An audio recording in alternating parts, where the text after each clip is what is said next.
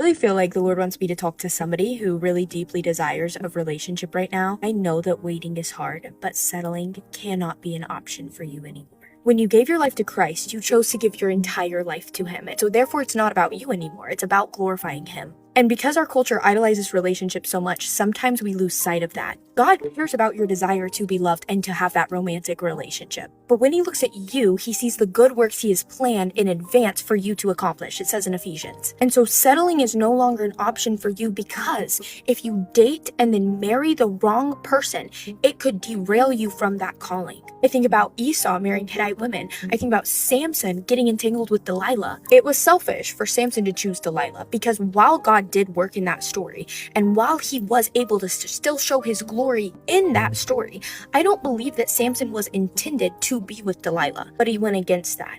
And we don't get to see what God intended to do with Samson's life because he got entangled with the wrong person. Relationships are more than just romance.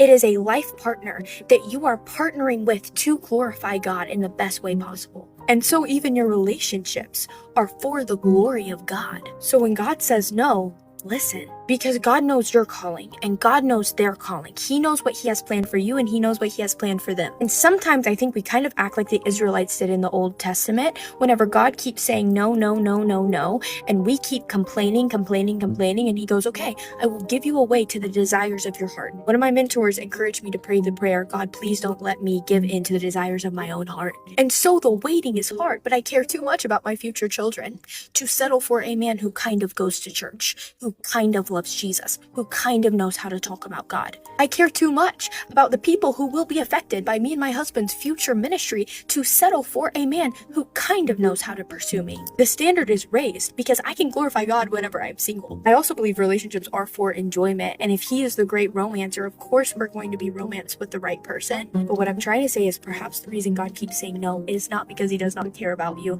but because He cares so much about you, because He sees your calling. He sees that He is saving you from a future divorce, from saying no, and you keep trying to open that door. And I'm pleading with you because I sense Him asking me to plead with you. Please do not open a door that He has shut. He has good plans for you. He heard your prayers, but you don't know the ripple effects it would cause in your life. So stop begging and asking and pursuing the thing that would make you settle, because He doesn't want you to settle. You're not settling by being with Jesus, because He is the great lover. I know it's hard.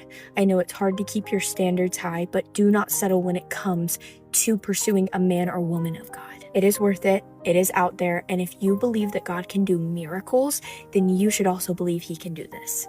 I love you.